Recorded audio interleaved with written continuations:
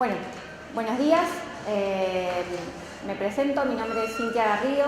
Quizás no me conocen, o no se acuerdan, estuve al principio de año, en la primera clase, y después me tomé unos meses de licencia y ahora vuelvo y los voy a acompañar lo que queda del año, ¿sí?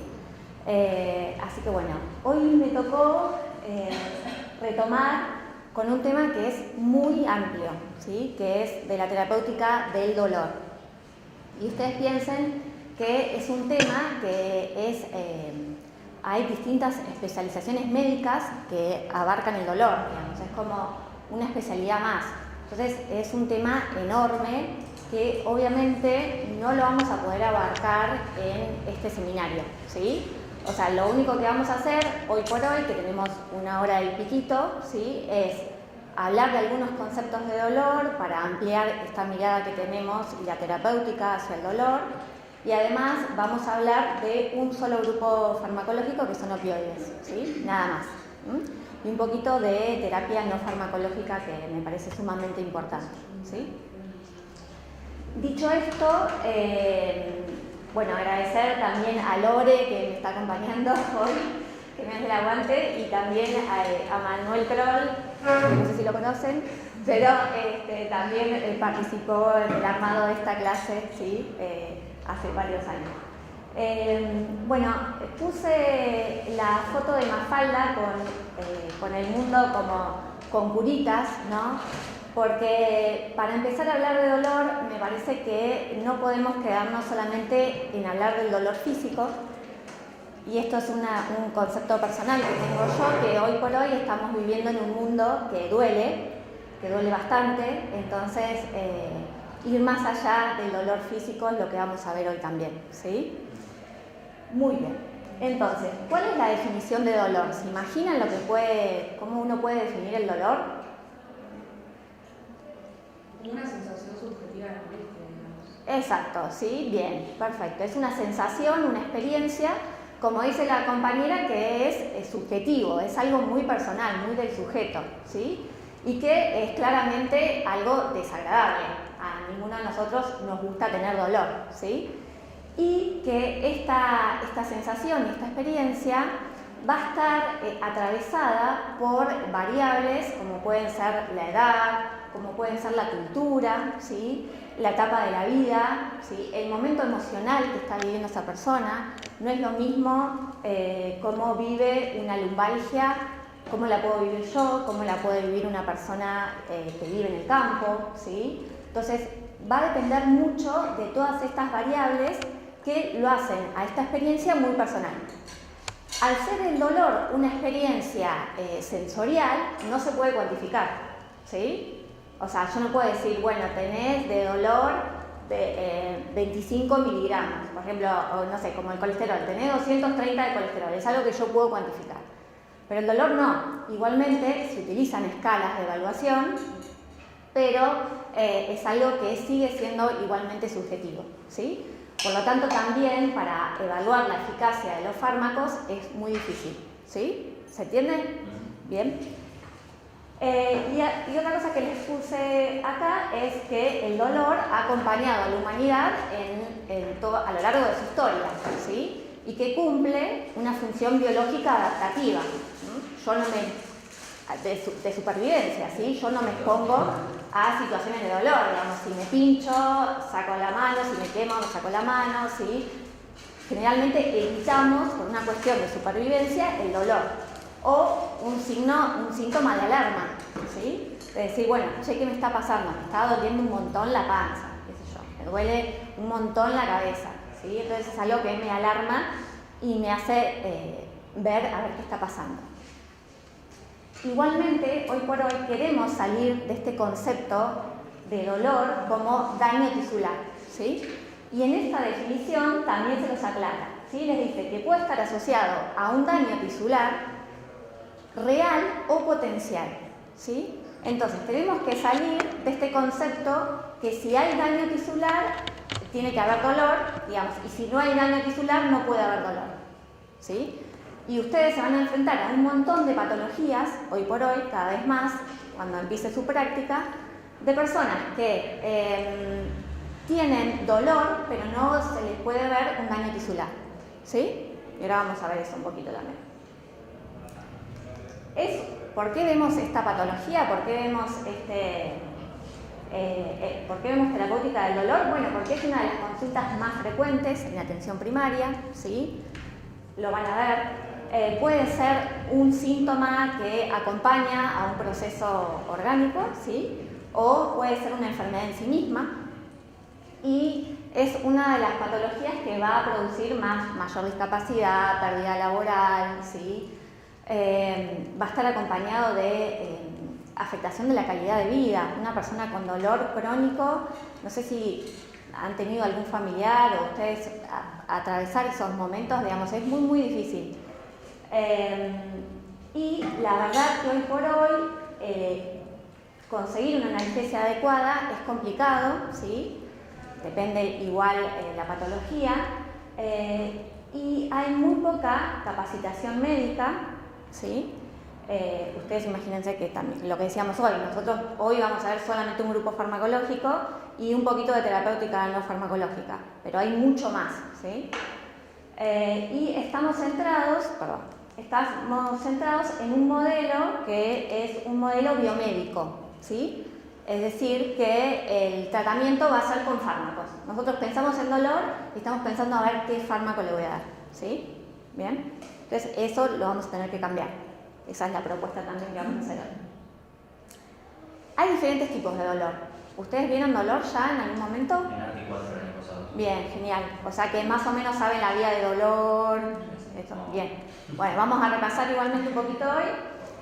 Pero yo les quería compartir un caso clínico. ¿Se ve? Más o menos, ¿no? Sí, ¿Se ve sí, medio? Bueno. Mirta es una paciente de 83 años, ¿sí? Que consulta por lesiones eritematosas y vesiculares, ¿no? Ella viene, es una paciente de 83 años, bastante polimedicada. Estas lesiones le producen picazón y cierto malestar. Entonces mi pregunta para ustedes es, ¿qué tiene? Digan, o sea, acá no hay evaluación, nada, lo que les parezca. Les voy a... Sí. Herpes zóster. Ella vino con el diagnóstico, ¿sí? Ella vino con el diagnóstico y dijo, tengo culebilla, ¿sí? Y entonces quería reforzar, digamos, su diagnóstico y además ella lo que refiere es que con su nieto usaron tinta china y funcionó muy bien. ¿Sí? ¿Usaron alguna tinta china? No. Yo tampoco, pero ella refiere. Bien, yo uso otras cosas. Después se lo digo. Bueno, se le hace el diagnóstico de herpes zóster, ¿sí? Se le da un tratamiento y a los 2 días consulta porque no soporta el roce con las sábanas, ¿sí? Y está teniendo, digamos, como muchas molestias para dormir. ¿Qué tipo de dolor tiene Mirta? ¿Nociceptivo se dice? Nociceptivo, bueno, ¿cómo es el dolor nociceptivo? Y es que activa como los receptores del dolor. Bien. Pero dispara. Ok. ¿Qué otro tipo de dolor conocen? Entonces vamos a poner nociceptivo. Neuropático. Bien, neuropático.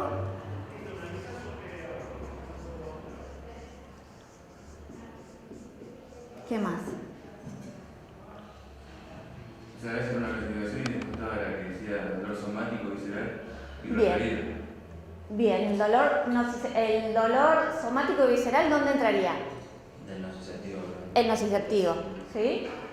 Entonces, el nociceptivo tenemos el dolor somático y el visceral. ¿Qué diferencia hay entre el somático y el visceral? Uno está más localizado y el otro ¿Cuál está más localizado? somático. El somático. ¿Y el visceral? Es más difuso. Es más difuso. ¿Y dónde se produce generalmente? Un ejemplo, díganme. Abdominal. Abdominal, ¿qué puede ser? Bueno, útero, sí, perfecto, sí. Una apendicitis, una colecistitis, ¿sí? Bien, son todos dolores viscerales, ¿sí? Que no están muy, a veces no son focalizados, sino son más difusos, ¿sí? Bien. ¿Y algún otro tipo de dolor conocen? Creo que receptivo es lo mismo que no receptivo por el otro. Sí, en realidad es no susceptivo. ¿Alguno más se les ocurre? ¿Cómo es el dolor neuropático? El dolor neuropático es que daña como la vía neuronal. Sí, bien, está afectado el sistema nervioso. Bien, y se produce una lesión nerviosa también. Bien. ¿Y qué características tiene? ¿Cuál es la diferencia entre el dolor nociceptivo y neuropático? A veces puede ser confuso, ¿eh? Es verdad. Uno puede ser tratado con AINES y el otro no. No, pero yo no me refiero al tratamiento. Yo me refiero a las características del dolor. ¿Está cronificando el neuropático? No sé. Se puede cronificar, pero ¿qué características tiene? ¿Qué es el recorrido del nervio en sí? La gente, lo dolor ciático, lo duele desde el inicio de la pierna hasta el dedo del pie. Ok, ¿y cómo es ese dolor de ciático? ¿Qué características tiene? Si no lo han visto ustedes, no lo han escuchado, una persona que relata ese tipo de dolor. Es como eléctrico. Es como eléctrico, sí, es lacinante, es como, ¿no? Como hormigueo, hay una hiperalgia, como refiere esta paciente, ¿no? No soporta el roce de las sábanas, ¿sí? Esa es la característica, es bastante difuso también, ¿sí? Es quemante, ¿sí? Es distinto a lo que puede ser el dolor nociceptivo, que cuando, por ejemplo, cuando yo me corto, ¿bien? Es un dolor nociceptivo, ¿bien? Que me duele acá, no es un dolor profuso, ¿sí? Y que tiene que ver entonces con el daño tisular. ¿Se entiende más o menos? ¿Sí? ¿Qué tratamiento le dan a esta paciente? Pueden tirar, lo que ustedes piensen.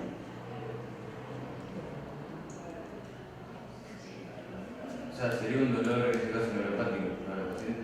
¿Les parece que es un dolor neuropático? Ya les di una ayudita. Sí, porque el herpes se localiza en los labios, en la zona del nervio. Bien, pero igualmente, sí, eso es correcto. O sea, generalmente el dolor, la neuralgia posherpética se considera un dolor neuropático y además por las características que tiene el dolor. Porque ustedes van a leer que es un dolor quemante, lacinante, eléctrico y que demás, pero el paciente no va con esas palabras, no le va a decir, tengo este dolor así, tal.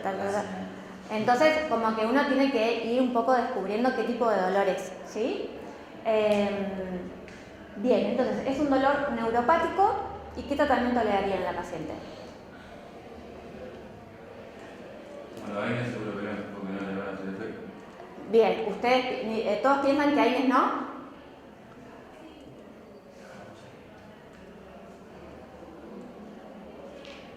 Tiren, no importa, no hay problema. Estamos acá, somos pocos, nadie se entera. No importa, le decimos a Carlos que lo corte. Bueno, AINES no, ¿todos coinciden con eso o algunos piensan, y quizás yo probaría? ¿No? ¿No tiran nada? Claro, tiene que ser un opioide porque no. ¿Un opioide? Ok, entonces ponemos como AINES no, entonces, y ponemos opioide porque justamente encima lo vamos a ver en esta clase. ¿Bien? Bueno, ¿a todos les parece que puede funcionar opioides con esta paciente? Nunca vieron, pero bueno. AINES ya vieron, pero igualmente no tiraron. Bueno, no se juegan. No se juegan. Bueno, decimos que espere un poquito. Espere un poquito y después mañana le consultamos que ya vemos la clase. Bueno, acá el compañero sí se animó. ¿Cómo es tu nombre? Kevin. Bueno, Kevin se animó y dijo que él le daría, digamos, opioide porque los AINES con tratamiento para el dolor neuropático no tendrían eficacia. Bien. Muy bien. Bueno, a lo largo de la clase vamos a ir viendo a ver qué pasa. ¿Sí? ¿Bien? No es para resolverlo ahora y tampoco era para resolverlo, sino para hablar un poquito de los distintos tipos de dolor. Bueno, como dijeron ustedes, entonces, según las características, se puede clasificar en nociceptivo, visceral o somático, como ya vimos, neuropático, y hay un concepto nuevo que me gustaría hablar, que es el dolor nociplástico. ¿Lo escucharon alguna vez? No.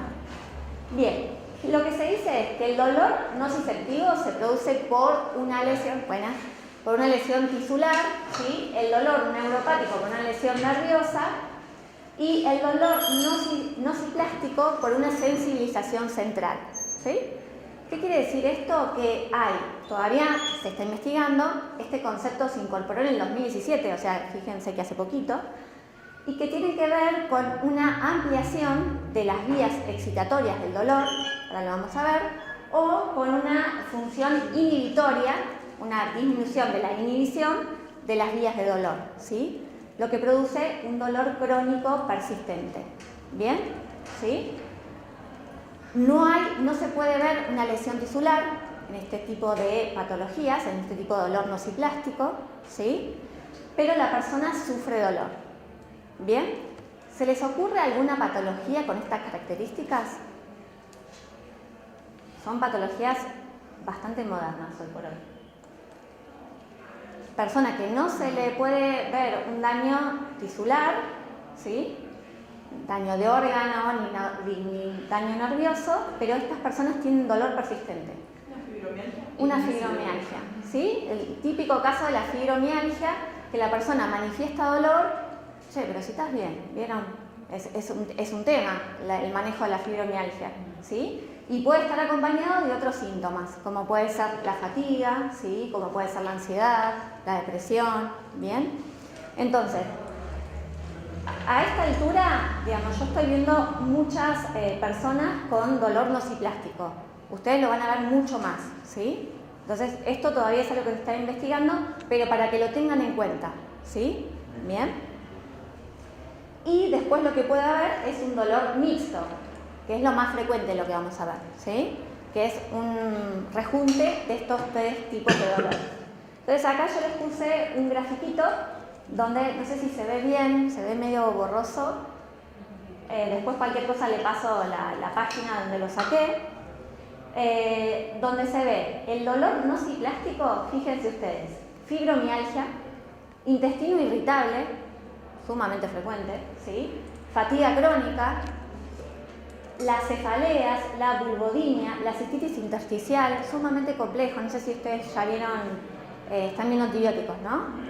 El tema es re complejo la cistitis intersticial por una cuestión que generalmente el diagnóstico muchas veces de infección urinaria de cistitis se hace de manera clínica y las personas reciben constantemente antibióticos hasta que en algún momento se le hace un urocultivo y le da negativo, ¿sí?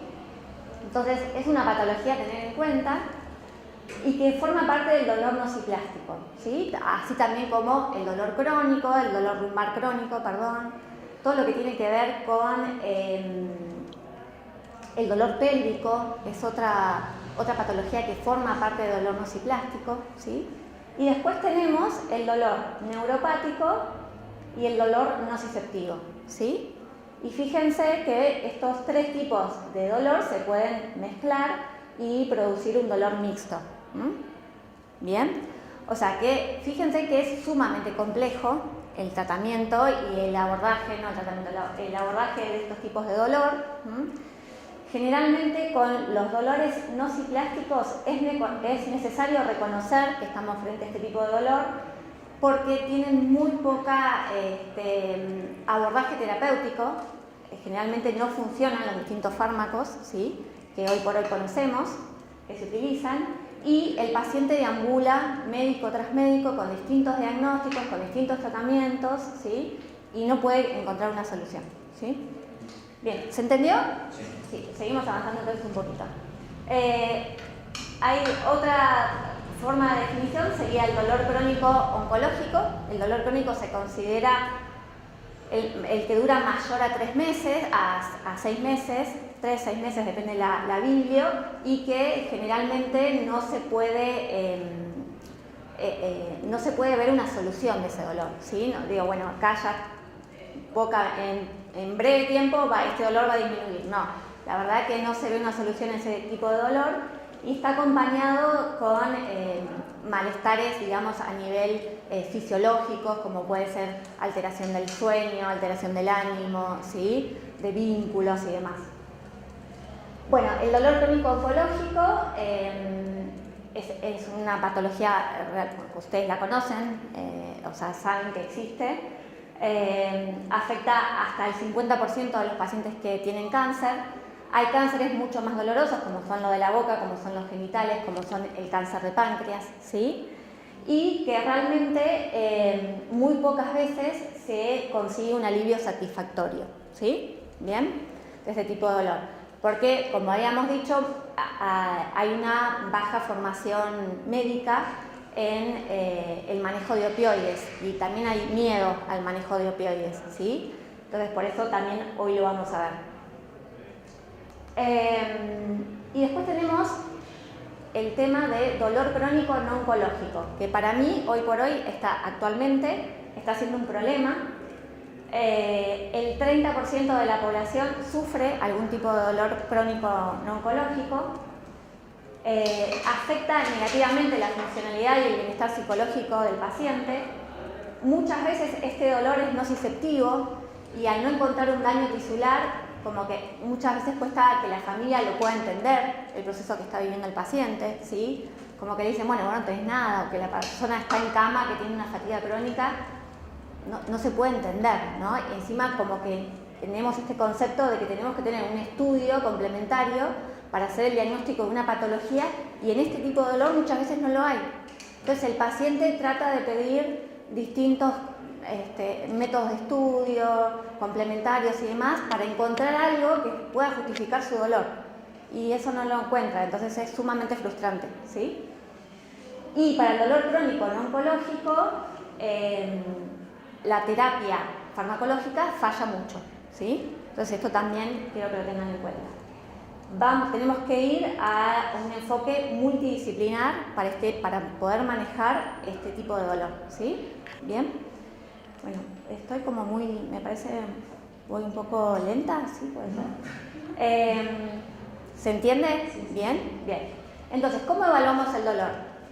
Ustedes lo han visto el año pasado, o quizás lo vieron este año, importantísimo la anamnesis, ¿sí? Y el examen físico, dos cosas fundamentales. ¿Cuándo empezó el dolor? ¿Qué características tiene? ¿Qué duración tiene? ¿Qué tratamientos hizo la persona? ¿Sí? ¿Dónde se localiza? ¿Dónde se irradia? Todas esas cuestiones que forman parte de la anamnesis, importantísimo, ¿sí? Para saber qué tipo de dolor tiene la persona. Y después dijimos que el dolor no se puede cuantificar.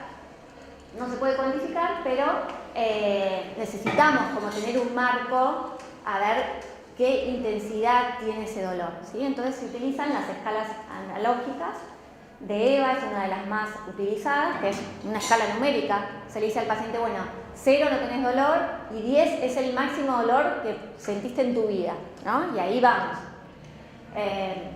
También es algo subjetivo. Si nosotros, no sé, yo el otro día me agarré el dedo y el dolor que experimenté yo, por ahí le digo es un dolor 5 y para él es un dolor 4, para él es un dolor 7, no sé. Es bastante subjetivo eso, ¿sí? Pero necesitamos tener esta medida. Lo que se dice que de 0 a 4, esto se hizo de manera arbitraria, es un dolor, se considera leve. De 4 a 7 es un dolor moderado y de 7 en adelante es un dolor grave, ¿sí? Intenso. ¿Bien? Y después tenemos para a nivel infantil usar las caritas o personas que tengan algún deterioro, ¿sí? Del sensorio, usar las caritas para ver cuánto duele, ¿sí? ¿Bien? Muy bien. Y vieron que decíamos al principio que muchas veces el 80% de los pacientes con dolor oncológico no encuentra un alivio satisfactorio, ¿sí? Entonces, en 1980 y pico, la OMS ve esta problemática de las personas con cáncer, a veces ni se las trataba, ¿sí? Y entonces dice, bueno, vamos a hacer una escalera de tratamiento del dolor para el dolor oncológico, ¿sí? Esta escalera la hizo para el dolor oncológico, ¿sí? Y lo que dice esta escalera tiene 3 escalones, que en el dolor leve utilizaríamos AINES, En el dolor moderado, opioides débiles, y en el tercer escalón, los opioides potentes, ¿sí? O los opioides fuertes. Entonces, y acompañado de coadyuvantes y coanalgésicos. ¿Bien? ¿Qué pasó con esta escalera? Estuvo bien, porque en su momento era algo grave que estaba pasando, que las personas con dolor oncológico no tenían tratamiento, pero esta escalera se generalizó, ¿sí? Y lo que pasó es que se utilizó para todo tipo de dolor, oncológico o no oncológico, con los graves problemas que trajo eso, ¿sí? Bien. ¿Alguno estuvo en el cine debate? ¿No? Bueno, les recomiendo que vean una serie que se llama Dopesick, que es Dopesick, se escribe así, está en Star Plus, y habla de la epidemia de cómo empieza la epidemia de opioides, ¿sí? Y qué produjo esta epidemia de opioides, y además es sumamente interesante cómo influye la industria, ¿sí? En esto. Bien, vamos a ver un poquito, vamos a repasar un poquito la vía del dolor para ver qué fármacos podemos utilizar, ¿sí? Bien, en la vía del dolor tenemos cuatro instancias, perdón. Un momento de transducción, un momento de transmisión, modulación y percepción, ¿sí? Entonces, una figura que está acá, que es muy interesante, es el nociceptor, ¿sí? El nociceptor es un receptor que se ubica en todo lo que es las vías nerviosas periféricas, está acoplado a las fibras nerviosas, ¿sí? En la piel, en el músculo, en los órganos, en las articulaciones, ¿sí? Tenemos nociceptores. Estos nociceptores están generalmente silentes, si no nos pasa nada, pero cuando tenemos alguna situación de lesión, de trauma, se produce un proceso inflamatorio, ¿sí? ¿Qué pasa cuando se produce un proceso inflamatorio? Lo vieron con AINES. ¿Qué se genera en el proceso inflamatorio? Acá está Lore de testigo, que lo dijo en su clase. ¿Qué es lo que se produce en el proceso inflamatorio? ¿Qué sustancias se producen? Prostaglandinas. ¿Qué más? Sí, vasodilatadoras, digamos, en general. Sí, pero ¿qué otras sustancias? Prostaglandinas, ¿qué más? ¿Cómo? Histamina, leucotrienos, tromboxanos, ¿sí? Bradicinina, sustancia P, factor de necrosis tumoral, ¿sí? ¿Se acuerdan de eso? En todo ese proceso inflamatorio se producen estas sustancias que se llaman sopa sensibilizante, ¿sí? Todas estas sustancias van a activar a este nociceptor, ¿sí? Que lo que produce es una apertura de canales de sodio en las fibras nerviosas con la producción del impulso nervioso, la despolarización y la transmisión del impulso nervioso, que es lo que va a transmitir el dolor. ¿Estamos? ¿Se entienden hasta acá? Entonces, este proceso de estímulo nocivo que se transforma en una señal eléctrica se llama transducción. ¿Bien? ¿Sí? ¿Estamos? Luego, ya se produjo el impulso nervioso, vamos a ir al ganglio de la raíz dorsal de la médula espinal, ¿sí? Donde ahí tenemos el cuerpo neuronal de la primera neurona, ¿sí? Va a dar otro axón, otra prolongación, que va a hacer sinapsis con la segunda neurona que está en el asta posterior de la médula espinal, ¿sí? Y ese punto es sumamente importante. ¿Por qué? Porque en esta parte tenemos un montón de integración y de modulación de la transmisión del dolor, de esa transmisión de ese impulso nervioso, ¿sí? Entonces vamos a tener vías que son inhibitorias y vías que son excitatorias, ¿sí? Entonces va a ser un punto importante. Luego va a ser una vía ascendente, que la más importante es la espinotalámica, que va a ir hacia el tálamo, va a hacer sinapsis con la tercera neurona, ¿sí? Y luego a la cuarta neurona, a la corteza cerebral, ¿sí? Somatosensorial. Y ahí hacemos consciente el dolor y se produce la percepción. ¿Se entendió? ¿Sí? ¿Más o menos? ¿Sí? Bien. Perfecto. Entonces, ¿alguna duda, alguna pregunta me quieren hacer sobre esto? Bien. Lo que dijimos es que es sumamente importante la sinapsis que se produce entre la primera y la segunda neurona, ¿sí? ¿Cómo se produce esta sinapsis? Bueno, tenemos el estímulo doloroso que viene por la fibra aferente, ¿sí? Y que este estímulo doloroso, esta despolarización de la neurona, va a producir la secreción de distintos neuropéptidos. Un neuropéptido sumamente importante es el glutamato, ¿sí? Que está acá. Sale el glutamato y se une a los receptores AMPA y NMDA, ¿sí? Y esto produce la apertura de un canal de sodio y este va a activar su canal de calcio y continúa la despolarización y la transmisión del impulso nervioso. Lo digo muy resumido, ¿sí? Esto es más complejo, pero lo digo de manera resumida. ¿Bien?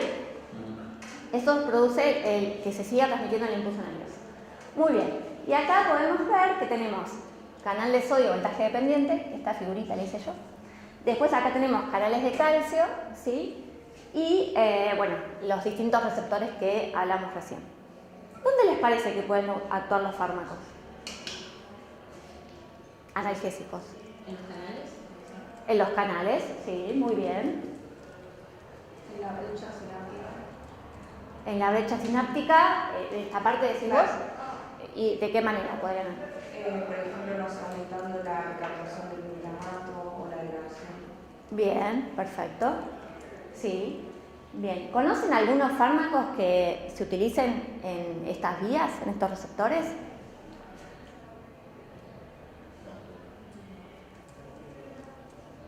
¿No? ¿Lo van a conocer ahora? Bien, los opioides, que son los fármacos que vamos a ver ahora, ¿sí? Utilizan a través de los receptores que se denominan MOR, ¿sí? Que se denominan MOR y que estos receptores, bueno, ahora lo vamos a ver, lo dejo para más adelante, pero no quería dejar de comentarles que hay otros fármacos que se utilizan, ¿sí? Que van a ser la motrigina y el topiramato y la carbamazepina. No sé si lo han escuchado en algún momento, estos fármacos. El topiramato sí lo han escuchado para la migraña seguramente, o si conocen a alguien que alguna vez estuvo en tratamiento para la migraña, se conoce. ¿Y la carbamazepina? ¿No? No, de gabapentina y la pregabalina, creo que lo vimos en ARTI 4. Bien, ¿para qué lo vieron? En neuro, para lo que era el alostregón, pero mira impotencia en la muscular, en la función. Ok, bien. Entonces, estos fármacos, la lamotrigina, topiramato, carbamazepina, actúan a través, inhibiendo los canales de sodio voltaje dependiente, ¿sí? Por lo tanto, no permiten que se produzca la transmisión del impulso nervioso, ¿sí? Y el gabapentin y la pregabalina bloquean los canales de calcio, y al bloquear los canales de calcio, lo que se produce es que no se pueda liberar el neurotransmisor, en este caso el glutamato, ¿sí? Un poco lo que decía la compañera, digamos, cómo podemos actuar, ¿sí? Y por lo tanto no se puede producir la transmisión, continuar con la transmisión del impulso. Y también el topiramato actúa en los receptores AMPA. Esto lo vamos a ver un poquito la semana que viene, algunos de estos fármacos. No lo vamos a ver. Bueno, no lo vamos a ver la semana que viene. Lo veremos en algún momento, pero sí, estos fármacos lo van a ver en el TP, que se les va a subir, ¿sí? Entonces, para que más o menos tengan una introducción. Esto es solo lo que voy a decir en este seminario de estos fármacos, ¿sí? Ahora vamos a ir con opioides. ¿Estamos hasta acá? ¿Se entiende? Pero quiero que recuerden este esquema para que veamos cómo actúan los opioides. Bueno, ¿los han escuchado los opioides? ¿Sí? Bien, perfecto. Voy a borrar esto que quedó ahí. Entonces, los opioides es un fármaco que se utiliza hace, les diría, miles de años. Ahí justo leí en el Goodman que los primeros escritos son del siglo III a.C. O sea que se usaba el opio, ¿no? Son fármacos que derivan de una plantita, miren qué bonita que es la resina de la amapola, ¿sí? Por eso se llama opio, porque es como el jugo de la resina de esta plantita, y que tiene variedades, usos terapéuticos, pero el más importante es producir analgesia, ¿sí?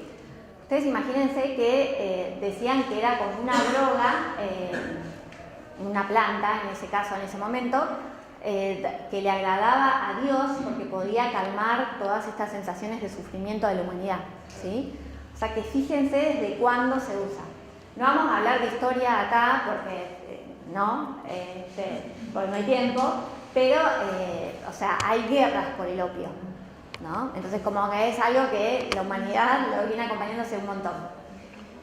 Bien, dicho esto, tenemos distintas clasificaciones, esto lo veo un poquito rápido, lo pueden leer ustedes después en sus apuntes, ¿sí? En los libros y demás. Se pueden clasificar por su capacidad agonista, ¿sí? Que pueden ser agonistas puros, agonistas parciales. ¿Qué era un agonista parcial? El que... Ay, perdón. No, sí. Dale. El que saturando todos los receptores, digamos, alcanzamos la respuesta submasa. Bien, perfecto. ¿Y el antagonista? El que no se unía al receptor, digamos, y no producía la acción ahí. Bien, no tenía actividad intrínseca, ¿no? Bien, bien. Y acá tenemos una particularidad que vamos a tener opioides o estos fármacos que algunos son agonistas antagonistas, ¿sí? Tienen como estas dos funciones, ¿bien? Y por su potencia se pueden clasificar en opioides débiles, ¿sí? Como el tramadol, la codeína, y opioides potentes como la morfina, meperidina, ¿sí? Fentanilo. ¿Bien? ¿Vamos? ¿Hasta acá? Esta es una clase, la ven en cualquier lado, no es necesario que la anoten, la tienen ahí, se ve chiquito, ¿no?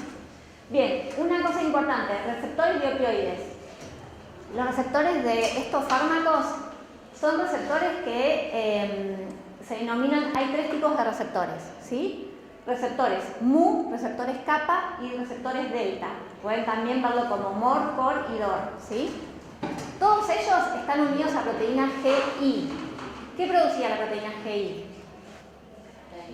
La inhibición, ¿sí? ¿Y a qué producía esa inhibición? Al AMP cíclico.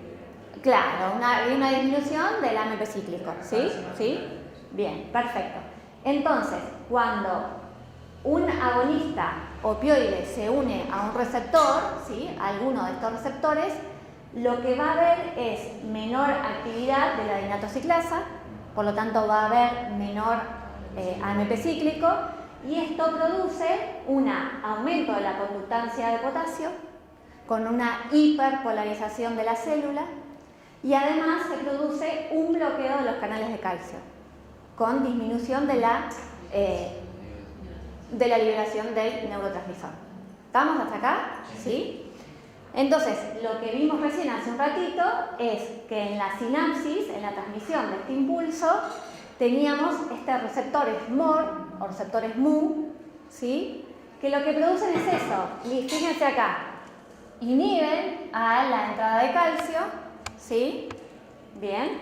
Y en la neurona postsináptica van a producir un aumento de la salida de potasio con la hiperpolarización de la célula, ¿sí?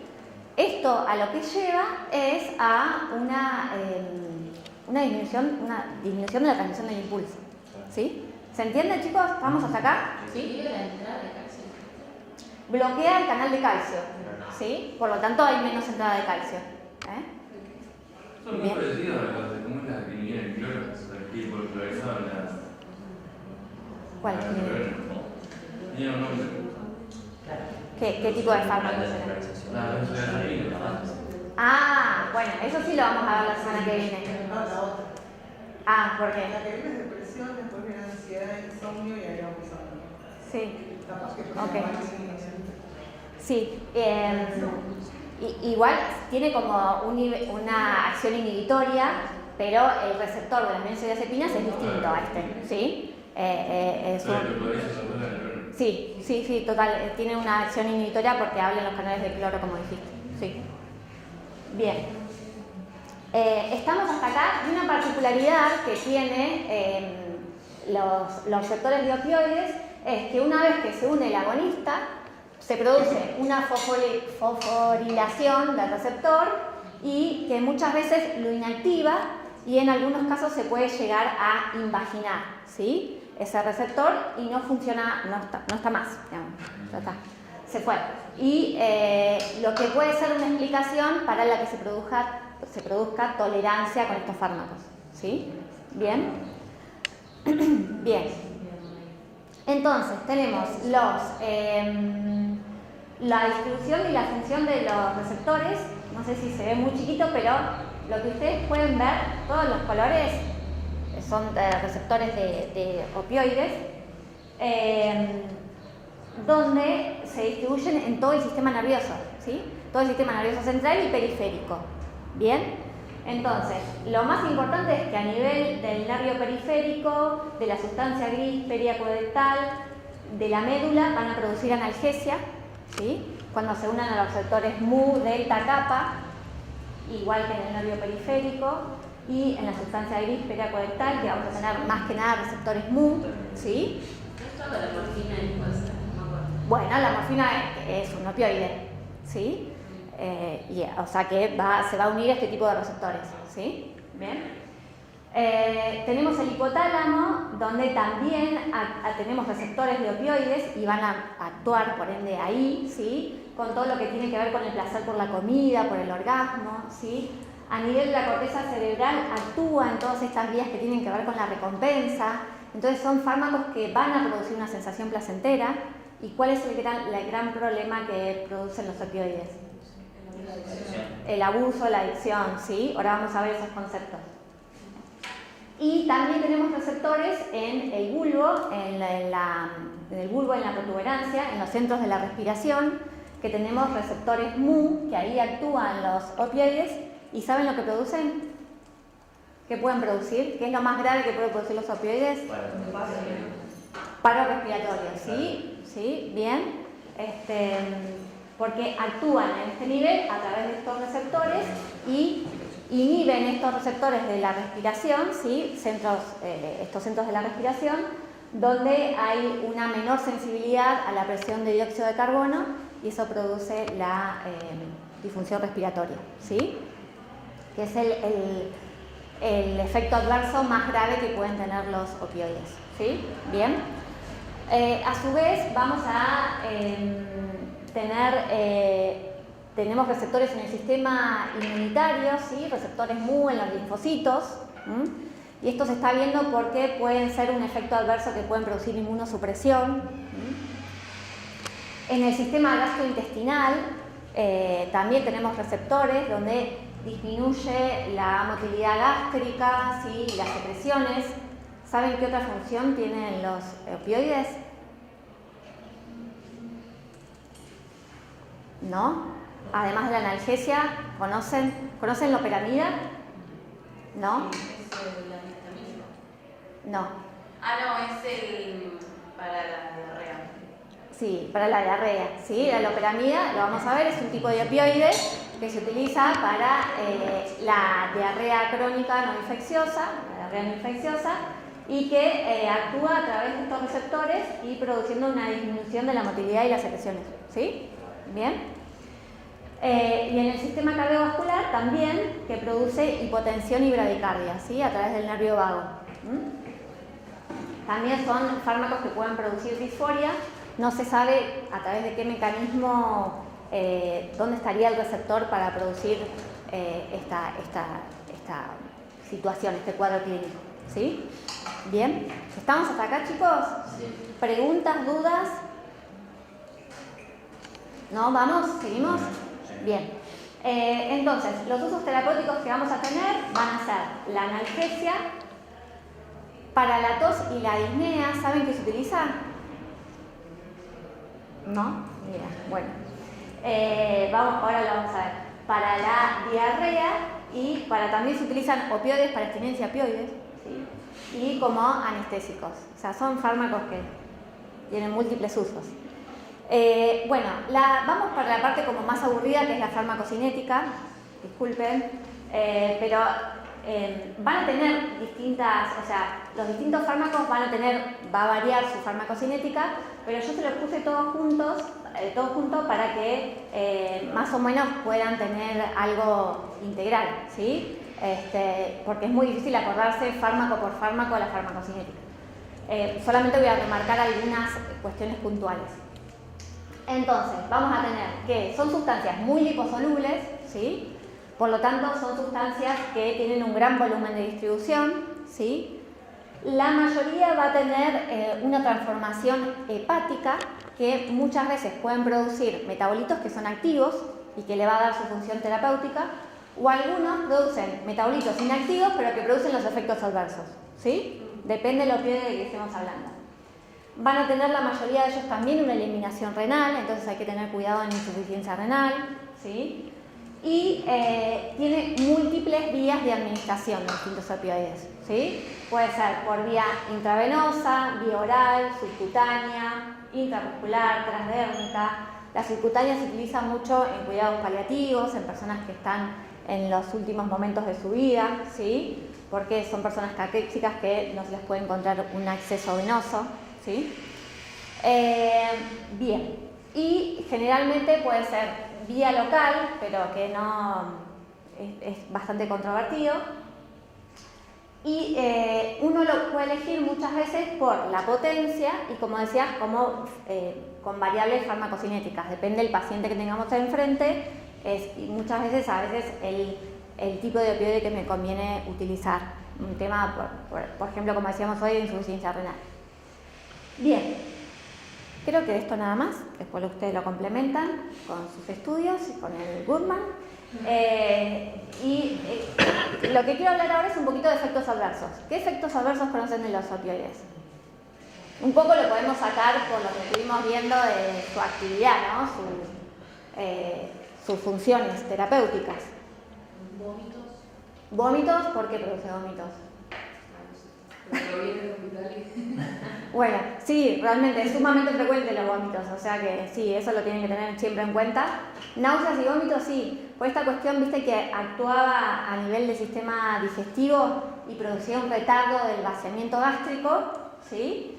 Y una disminución de las secreciones, y eso también produce su efecto adverso, que son las náuseas y vómitos. Bien, perfecto, sumamente frecuente. De esos efectos adversos generalmente se produce tolerancia. ¿Qué quiere decir esto? Que avanza el tratamiento y el paciente se le va. Pero sí, pero lo que no quiere decir que no le tenemos que ayudar al paciente y tratarlo, ¿sí? Si tiene náuseas y vómitos. ¿Qué más? No decimos adicción. Adicción, sí. Disney. Vos decís que puede producir disnea.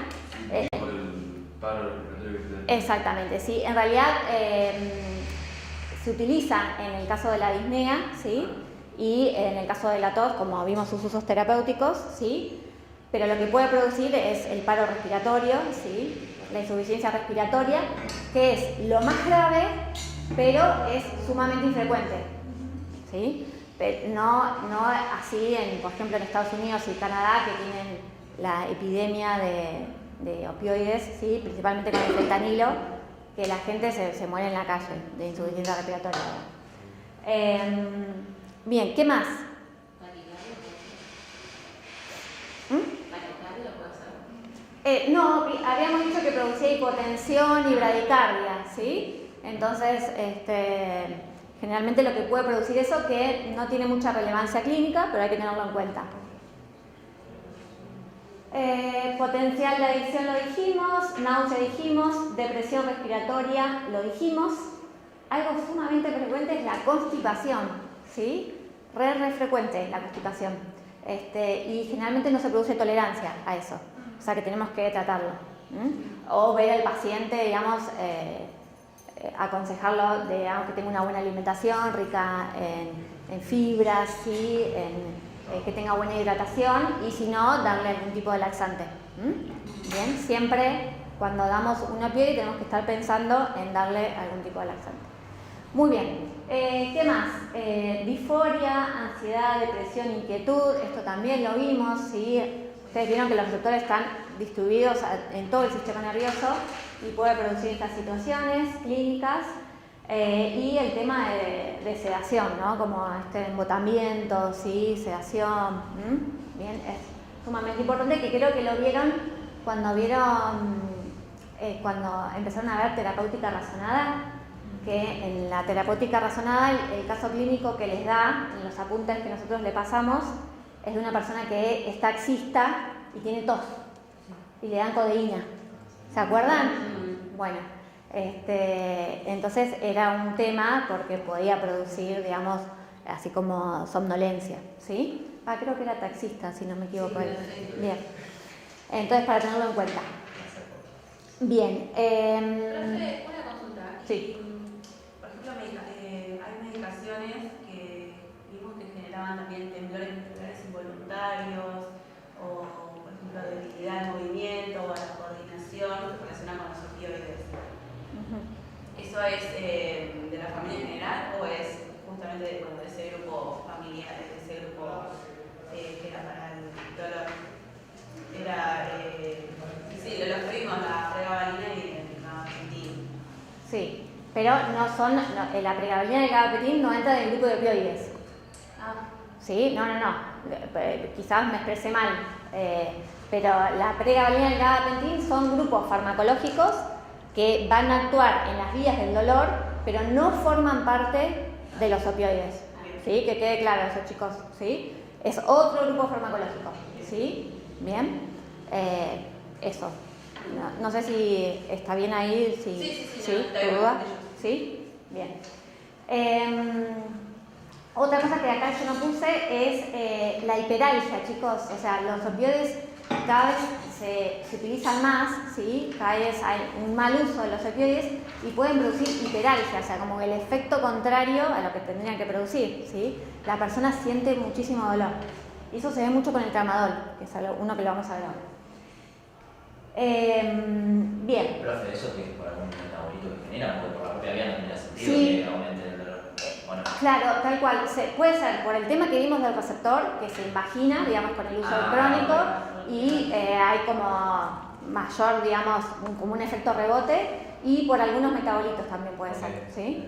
Que producen el efecto adverso contrario, ¿sí? Y producen excitación en la vía nerviosa, ¿sí? De la transmisión del dolor.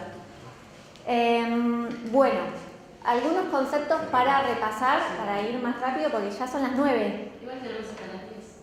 Bueno, pero un seminario de 2 horas es como No, medio vale, brollo. sí.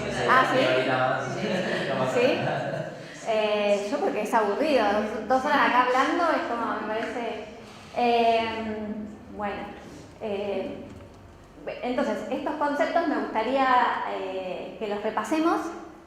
Están en el práctico, entonces, una ayudita, niña, para que lo tienen que poner en el práctico. La tolerancia son 3 conceptos distintos, pero se relacionan con el tema que vemos hoy, que es opioides.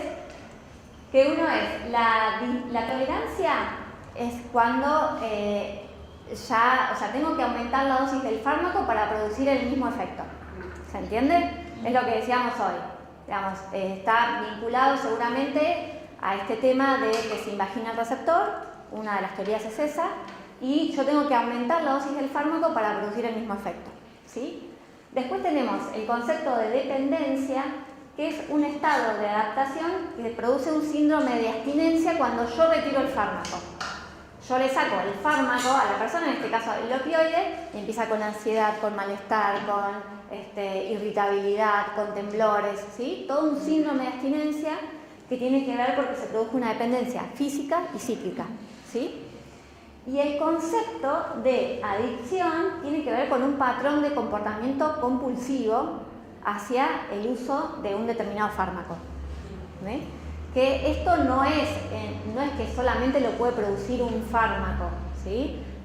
La adicción tiene que ver con un montón de otras cosas, no solamente con un fármaco, ¿sí? Es decir, que tenemos que tener cuidado con el tema de los opioides. Es verdad, puede producir adicciones. De hecho, en países como Estados Unidos, como Canadá, que decíamos hoy, esto es un gran problema, pero no quiere decir que todas las personas puedan ser adictas, ¿sí?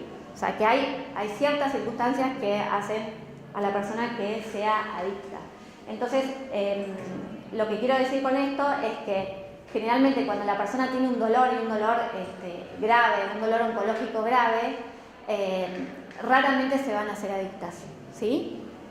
Y no es que si la persona necesita más dosis, no es que tiene una adicción, sino que tenemos que tratar de mejorar su dolor, ¿sí? En estos tipos de dolor, ¿sí? ¿Bien? ¿Se entendió más o menos, chicos? Me confunde un poco de dependencia y adicción. Depende, o sea, dependencia, todos podemos tener un síndrome de abstinencia cuando se nos retira un fármaco bruscamente, ¿sí? Depende del fármaco. En el caso de los opioides puede pasar esto, que vos lo retiras de manera brusca y se te produzca una dependencia tanto física como psíquica a ese fármaco, entonces te produce, digamos, la necesidad de consumirlo o atravesar todo ese momento. Lo que le pasa a las personas que son tabaquistas, digamos, ¿no? Cuando se les retira el cigarrillo se les produce un síndrome de abstinencia. O las personas que sufren de alcoholismo, ¿sí? ¿Bien? Digamos como que el límite entre la dependencia y la adicción es si en el síndrome de abstinencia recurrís al uso compulsivo o no. Exacto, sí. La adicción es, y que tiene que ver con un montón de otras cosas la adicción, ¿sí? ¿Sí? Bien. ¿Estamos? ¿Se entendió? Más o menos. ¿Sí? Bueno, hablando un poquito de opioides débiles, ¿sí? Mucho texto me parece. Bueno, empezando por el tramadol, ¿lo conocen? ¿Tramadol? ¿Lo conoce? El calmador, se suele decir, ¿sí? O sea, el paciente dice, ¿qué está tomando? Calmador. Bien. Generalmente se da por vía oral, entonces es muy conocido y es un medicamento que cuando ustedes lo vayan a prescribir, no se necesita, o sea, se necesita recetario rosa o doble receta, pero se puede prescribir, digamos, fácilmente. Ustedes se reciben, le dan la matrícula y ya pueden prescribir el tramadol, ¿no? No pasa lo mismo con otros opioides, ¿sí? Entonces, el tramadol lo que tiene una gran biodisponibilidad oral, por eso se utiliza de manera oral, tiene un metabolismo hepático, que ese metabolismo hepático produce las acciones terapéuticas, o sea, la analgesia, y también los efectos adversos. Tiene una vida media de 6 horas y se considera que es un opioide débil, pero además atípico. ¿Por qué? Porque además de actuar en los receptores, mu, ¿sí? O mor, también lo que hace es inhibe la recaptación de serotonina y noradrenalina. Vamos, la semana que viene sí, ahí sí. Vamos a ver los IRS, sí, lo vemos. Sí, y los duales también. Bien. Entonces, yo lo que no les dije, que me olvidé, que es en la vía del dolor tenemos un proceso que es de modulación, ¿sí? Tenemos una vía descendente que es de modulación. Nosotros todos en nuestro cuerpo, que eso produce la secreción de esa vía de serotonina, de endorfinas, ¿sí? Que nos alivian el dolor, nos inhiben la transmisión del dolor. ¿Bien? Entonces, además tiene esta función que se considera por tener esta función como un opioide que es también atípico. Y tenemos que tener mucho cuidado porque es un fármaco que se utiliza un montón, el tramadol, ¿sí?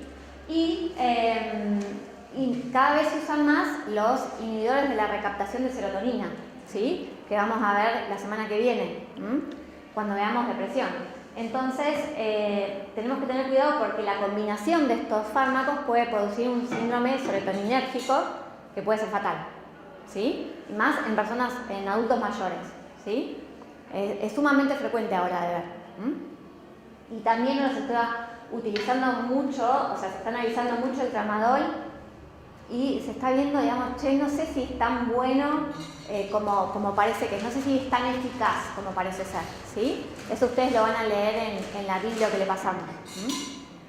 Y después tenemos la codeína, que la codeína es un profármaco y su eficacia depende de su metabolismo. Ahí sí, cuando se metaboliza por el hígado, el metabolito que se produce es el que produce su efecto terapéutico.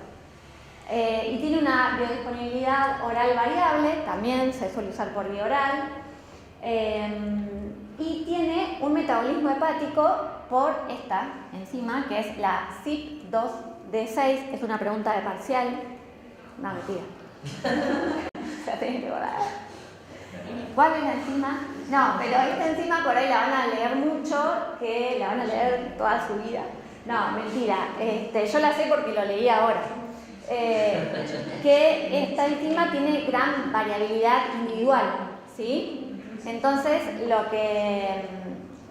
lo que produce es que hay algunas personas que lo metabolizan, son metabolizadores rápidos, y otras personas son metabolizadores lentos, ¿sí?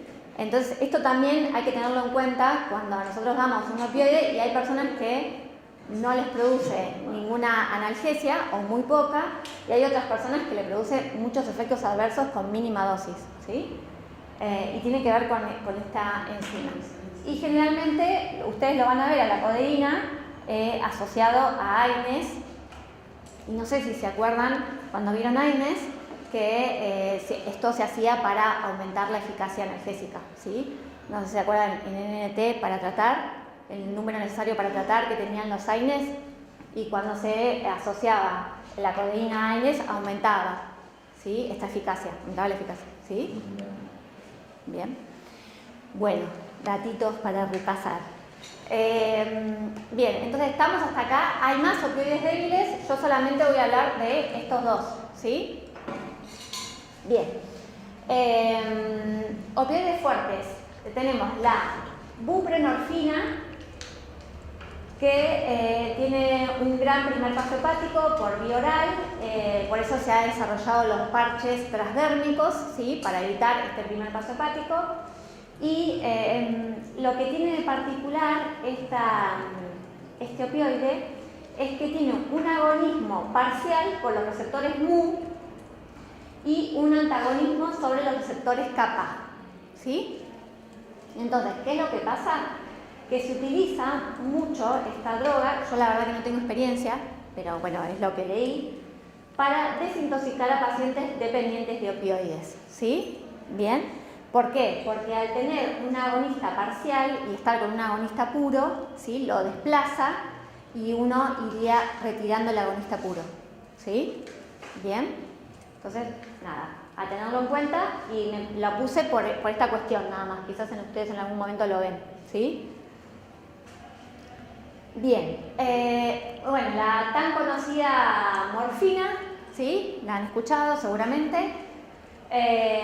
Es la menos liposoluble de todos los opioides, por eso por vía oral tiene una biodisponibilidad oral del 20 a 30%, ¿sí? Porque tiene un gran metabolismo hepático, y cuando se metaboliza a nivel hepático produce dos metabolitos. La morfina 3-glucurónido, que es un metabolito inactivo, pero que produce los efectos adversos, ¿sí? Y la morfina 6-glucurónido, que es el metabolito activo y que tiene mayor vida media que la morfina, de hecho, ¿sí? Ese metabolito. Tiene una eliminación renal, la morfina, y hay distintas presentaciones en vías, o sea, se puede dar por vía subcutánea, endovenosa, ¿sí?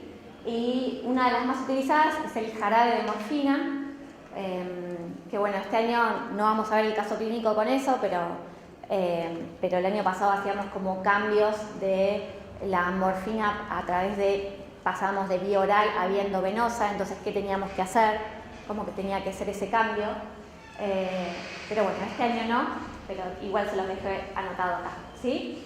El tema del jarabe de morfina, lo incómodo es que había que darlo cada 4 horas, entonces se hicieron comprimidos de liberación prolongada que se pueden dar con tiempos más espaciados, ¿sí? ¿Bien? ¿Estamos, chicos? Sí.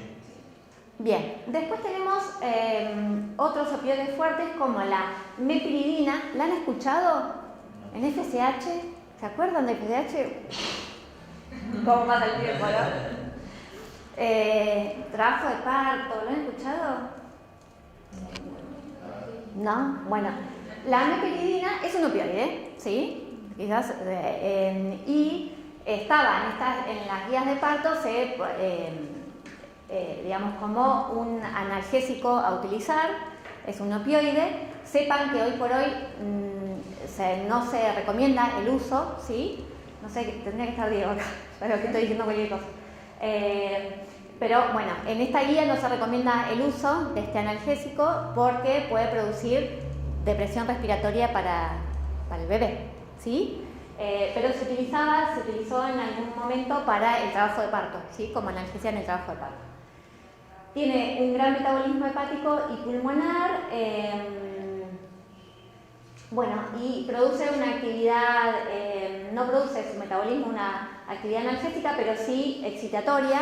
Entonces hay que tener cuidado con pacientes con epilepsia, con convulsiones, no se recomienda el uso de este opioide. Y también, yo la verdad que hoy por hoy desconozco, se utilizaba en la pancreatitis, ¿sí? Como analgésica en la pancreatitis, ¿sí? La meperidina. Y después tenemos la loperamida, que es lo que estábamos hablando hoy, ¿se acuerdan? Que también tiene es agonista de los receptores mu y kappa y que disminuye la motilidad intestinal y por eso se utiliza en pacientes con diarrea crónica no infecciosa. ¿Sí? ¿Bien? ¿Estamos? Y fíjense la cantidad de medicamentos que estamos hablando que son opioides. ¿Sí? Bueno, después tenemos la metadona, que es un opioide sumamente fuerte. Lo puse para que sepan, digamos,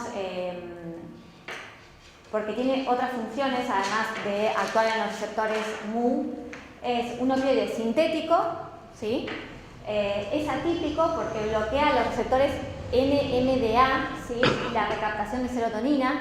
¿Se acuerdan eso? De los receptores NMDA, que lo vimos al principio, que estaba en la neurona polináptica, ¿sí? Tiene buena disponibilidad oral y no tiene eliminación renal, entonces se puede dar en pacientes con insuficiencia renal y está indicado obviamente en el dolor crónico. Bueno, tiene una gran vida media, ¿sí? Y es difícil establecer con la metadona la equipotencia con la morfina, ¿sí? Generalmente todos los opioides establecen la dosis equivalente con morfina para hacer ese cambio cuando yo quiero hacer rotación de opioides, ¿sí? Hay que tener un seguimiento estrecho con pacientes, digamos, principalmente por alteraciones cardiovasculares, prolongación del QT o síndrome de Brugada, que puede producir arritmias ventriculares graves, ¿sí? Bien. Y acá tenemos la oxicodona, ¿sí? La oxicodona que está en la serie, yo parezco como que estoy haciendo publicidad de la serie, pero es la historia del Oxycontin, ¿sí? Que es un fármaco que se empieza a utilizar en Estados Unidos, es un opioide fuerte que se empieza a utilizar en Estados Unidos para dolor crónico moderado y severo. Dolor crónico no oncológico. Entonces te dolía la espalda y te daban un Oxycontin. Te dolía la muela y te daban una oxicodona, ¿sí? Y fue un desastre.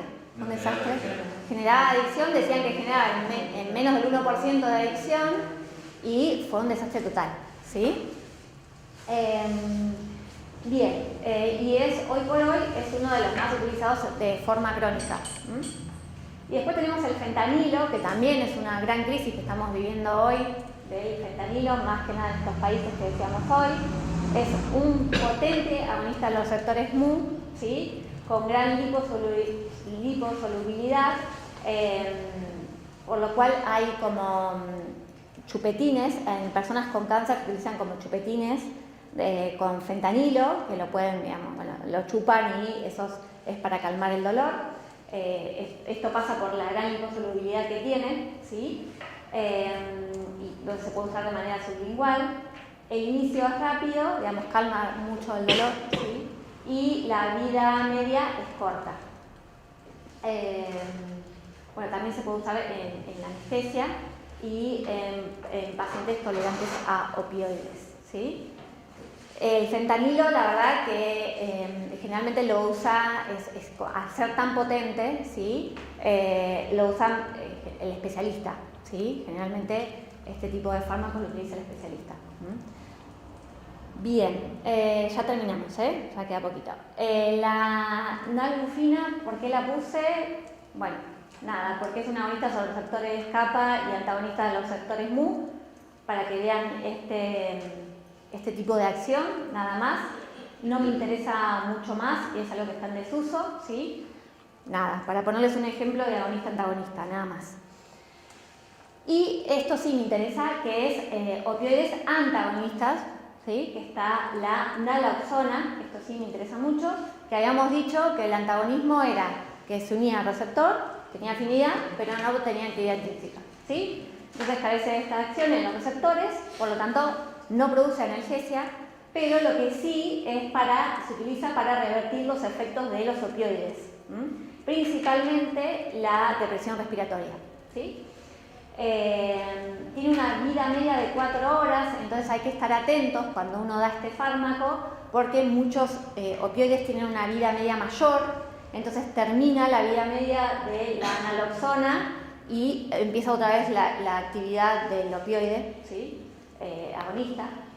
Entonces hay cuidado con eso. Idealmente, obviamente, se va a usar por vía endovenosa. Vienen ampollas de naloxona que se preparan y se dan 0,1 miligramo por minuto hasta revertir los efectos, y se continúa con una dosis de mantenimiento por esta cuestión, ¿no? De su vida media. Y tiene un metabolismo hepático. Entonces, lo principal uso de la naloxona es para revertir la depresión respiratoria, la intoxicación con opioides. ¿Sí? ¿Bien? Muy bien. Estoy como cansada un poquito. ¿Quieren hablar ustedes un poquito? Yo tomo agua. ¿Comentar algo? No sé, decir algo.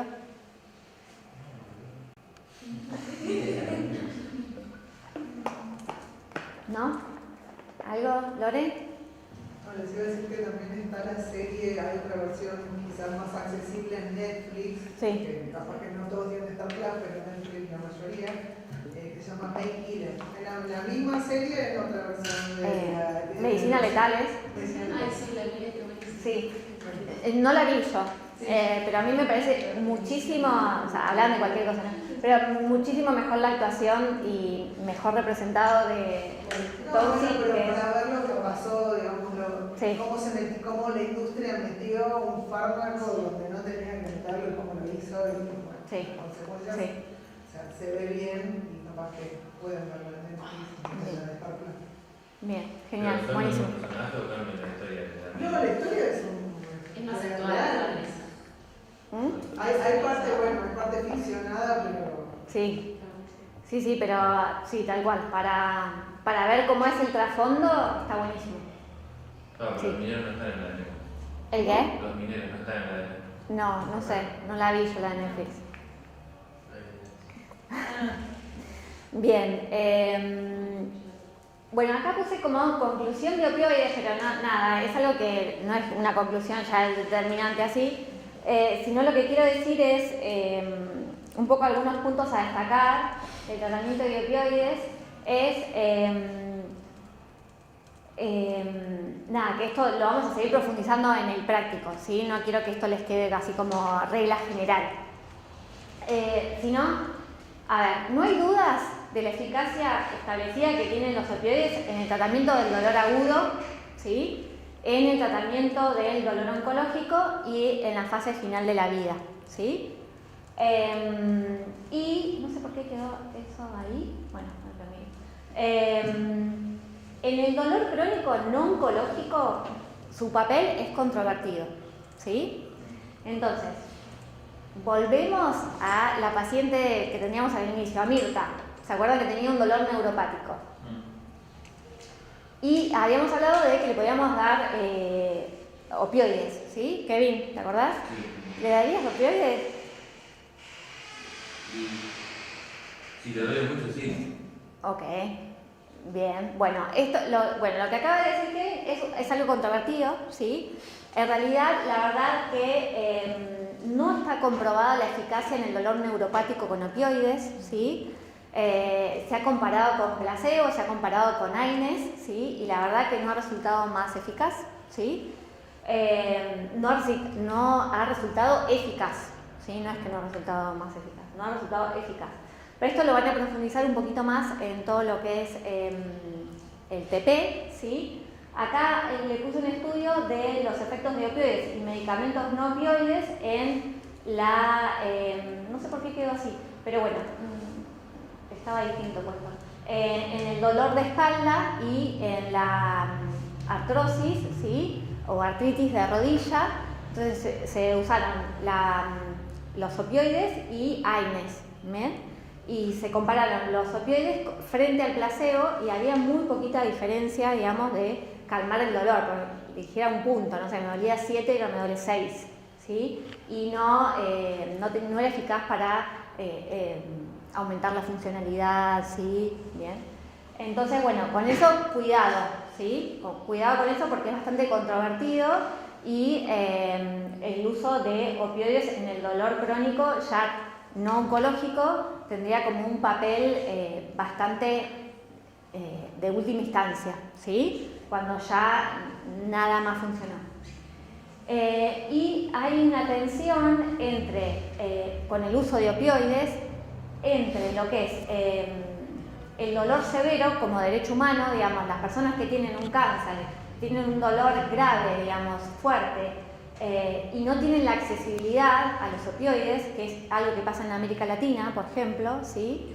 Y tenemos el otro extremo del abuso y la epidemia de opioides que tenemos en Estados Unidos, ¿sí? Entonces hay una tensión entre estas dos cuestiones, la sobreutilización de estos fármacos y por los efectos adversos que puede producir, ¿sí? Y la muerte.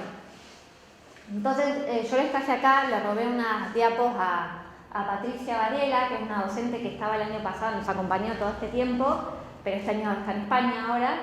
Pero ella muestra todos los números de muertes en Estados Unidos, ¿sí? Fíjense que en el 2000, por la sobredosis, ¿sí? De las drogas ilícitas, teníamos opioides en el 2000, 10.000, ya superaba a todas las otras, ¿sí? En el 2000, fíjense. ¿Se ve? Sí. Después, en el 2005 pasamos a 18.000, ¿sí? De muertes. En el 2010 a 23.000, ¿sí? O sea, se ha duplicado. Y en el 2019 a 47.000 muertes, casi 50.000 muertes, ¿sí? O sea, fíjense en la gran problemática que representa el mal uso, ¿sí? La mala indicación, la adicción a estos fármacos, ¿sí? Creo que en el 2017, que estaba Trump, declaró la emergencia sanitaria como epidemia a los opioides y ahí que tenía que haber una regulación de todo esto, ¿sí? Bien. Bueno, ¿estamos hasta acá? ¿Sí? Luego, para terminar un poquito, siempre, última instancia, siempre hablamos 5 minutitos de tratamiento no farmacológico, pero quiero que piensen que el tratamiento no farmacológico es sumamente importante en el tratamiento del dolor, el tratamiento obviamente del dolor crónico.